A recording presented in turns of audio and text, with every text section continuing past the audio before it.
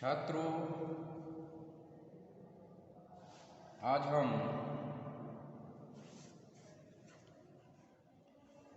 वैद्यनाथ मिश्र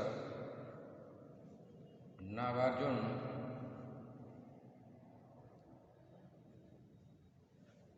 की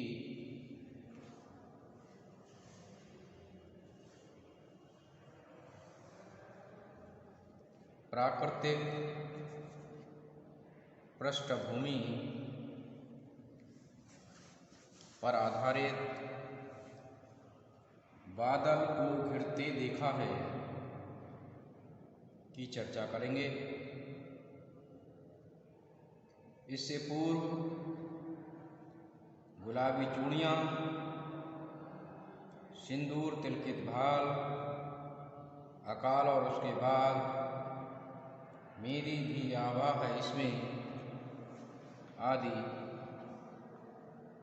कविताओं पर चर्चा कर चुके हैं। नागार्जुन की यह कविता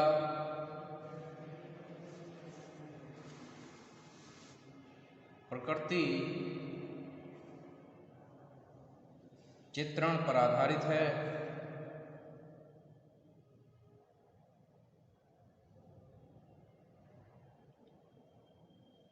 और प्रकृति मनुष्य को अनायास ही अपनी ओर आकर्षित करती है।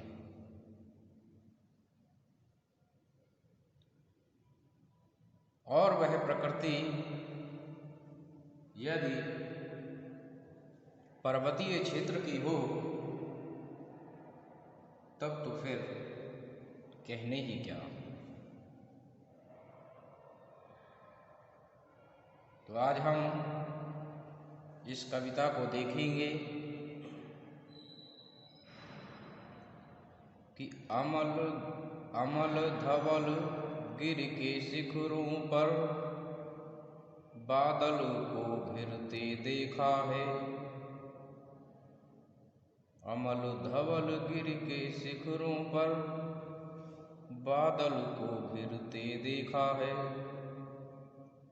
छोटे छोटे मोती जैसे उनके शीतल तुहिन कणों को मानसरोवर के उन स्वर्णिम कमलों पर गिरते देखा है। बादल को घिरते देखा है।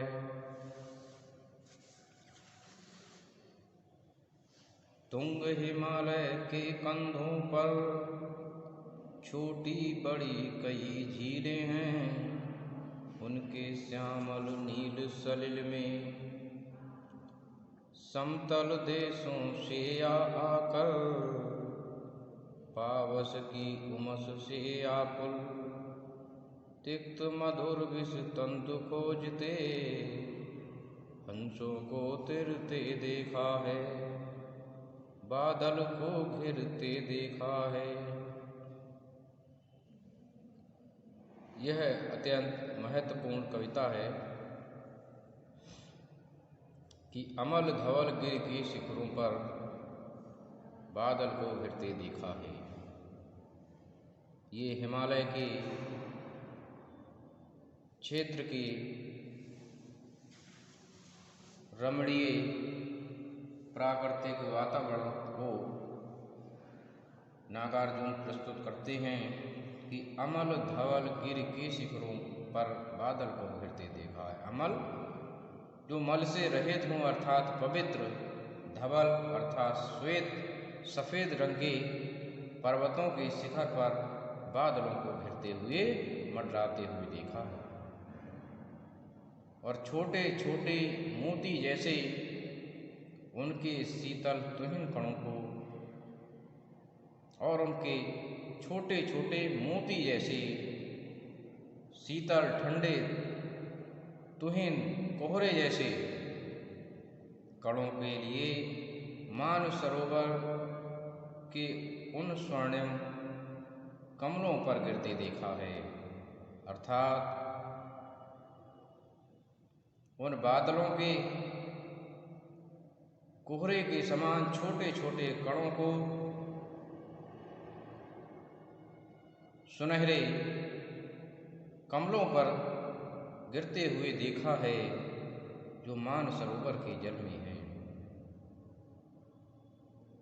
बादल को घिरते देखा है। कवि कहता है कि वह जो दृश्य देखा है वह विस्मृत नहीं किया जा सकता है कि तुंग हिमालय के कंधों पर छोटी बड़ी कई झीलें हैं।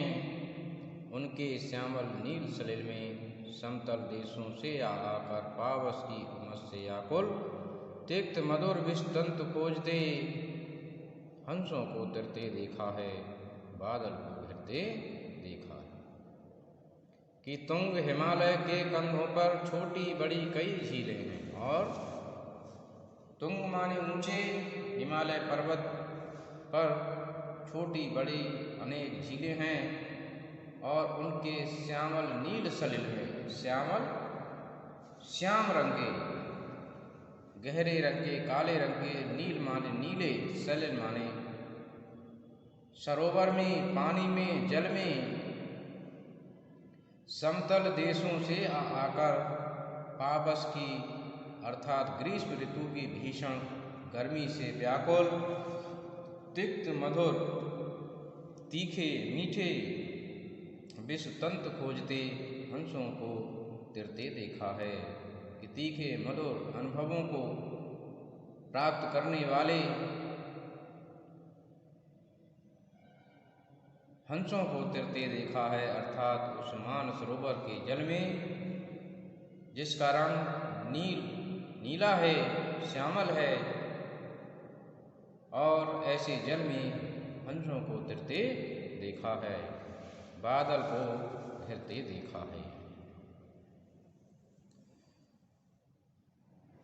वसंत ऋतु, वसंत का सुप्रभात था, मंद मंद था, अनिल बह रहा, बालारों की मृदु किरणें थीं, अगल बगल स्वर्णाभ शिखर थे, एक दूसरे से विहरित हों, अलग अलग रहकर ही जिनको सारी रात बितानी होती, निशा काल से चिर अभिशापित बेबस उस चकवा चकवी का बंद हुआ क्रंदन, फिर उनमें उस महान सरोवर के तीरे शैवालों की हरी दरी पर प्रणय कलय छिड़ते देखा है, बादल को घिरते देखा है।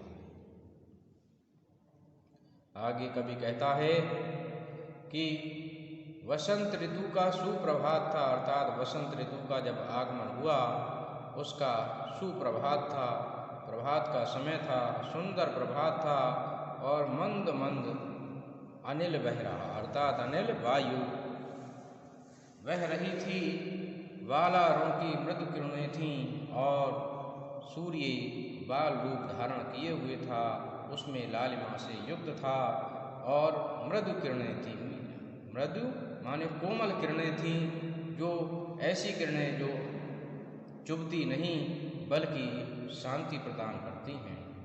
अगल बगल स्वर्णाभ शिखर थे और आसपास स्वर्ण की आभा, सुनहरी आभा से मंडित पर्वतों के शिखर थे, एक दूसरे से बिखरते हो, अलग अलग रह कर ही जिनको सारी रात बितानी होती, निशा काल से चिर अभिशापित, और उस समय कि एक दूसरे से विहरित हो, अलग अलग रहकर, अर्थात जिनको अलग अलग रहने का श्राप मिला हो, रात्रि काल में जिनको सारी रात अलग अलग रहकर बितानी होती, और निशा काल से चिर अभिशापित, अर्थात जो निशा रात्रि काल में जिनको अलग अलग रहना होता है हमेशा, उनको ये श्राप चिर अभिशापित, काफ़ी लंबे समय से ये श्राप मिला हुआ है, बेबस उन चकवा चकवी का बंद हुआ क्रंदन, अर्थात कि रात्रि समाप्त हो गई, सूर्य उदय हो गया और प्रभात हो गया, तो चकवा चकवी पक्षी अलग अलग रह रहे थे, जो करुण क्रंदन कर रहे थे, फिर उनमें उस मानसरोवर के तीरे अर्थात किनारे शैवालों की हरी धरी पर प्रणय के छिड़ते देखा है, बादल को घिरते देखा है।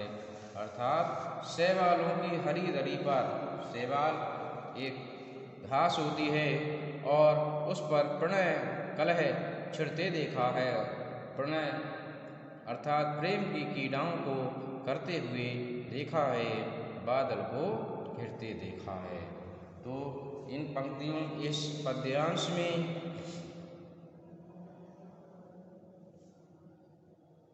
नागार्जुन जी ने जहाँ एक तरफ ग्रीष्म ऋतु की भीषण गर्मी से व्याकुल हंसों को मानसरोवर के जल में तैरते हुए देखा है, कोहरे को, और इससे पूर्व जहाँ कोहरे के लिए शीत ऋतु अर्थात सर्दी की ऋतु के लिए जिसमें कोहरे जैसा स्वरूप धारण कर लिया है, उसको उसमें मानसरोवर के जल में गिरते देखा है। दूसरी तरफ उसमें गर्मी के वातावरण को भी प्रस्तुत किया गया है कि भीषण गर्मी से व्याकुल हंसों का मानसरोवर में तैरते हुए देखा है। वहीं इसके साथ ही वसंत ऋतु के सुप्रभात को प्रस्तुत किया गया है, जिसमें चकवा और चकवी अत्यंत प्रसन्न दिखाई दिए गए हैं, क्योंकि रात्रि भर वे अलग अलग दोनों रहते हैं, उनको ये श्राप मिला हुआ है। परंतु जैसे ही सूर्योदय होता है वे श्राप से मुक्त हो जाते हैं, अर्थात वे फिर एक साथ समय व्यतीत करते हैं। प्रणय कलह छिड़ते देखा है, अर्थात प्रेम की क्रीड़ाएं करते हुए देखा है। तो प्रकृति का जो सुरम्य वातावरण है, रमणीय वातावरण है, मनमोहक वातावरण है, वह अनायास ही कवि को अपनी ओर आकर्षित करता है। वह न केवल कवि के लिए, वह एक साधारण मनुष्य के लिए भी आकर्षित करने की क्षमता से युक्त होता है। तो इस कविता में कवि की प्रकृति अनुभूतियों को स्वतः ही देखा जा सकता है कि वह प्रकृति के प्रति आसक्त होता है, प्रकृति उसे आकर्षित करती है और वह उसके विषय में लिखने के लिए बाध्य हो जाता है। तो मैं समझता हूँ कि छात्रों, आपने इनको समझा होगा। धन्यवाद।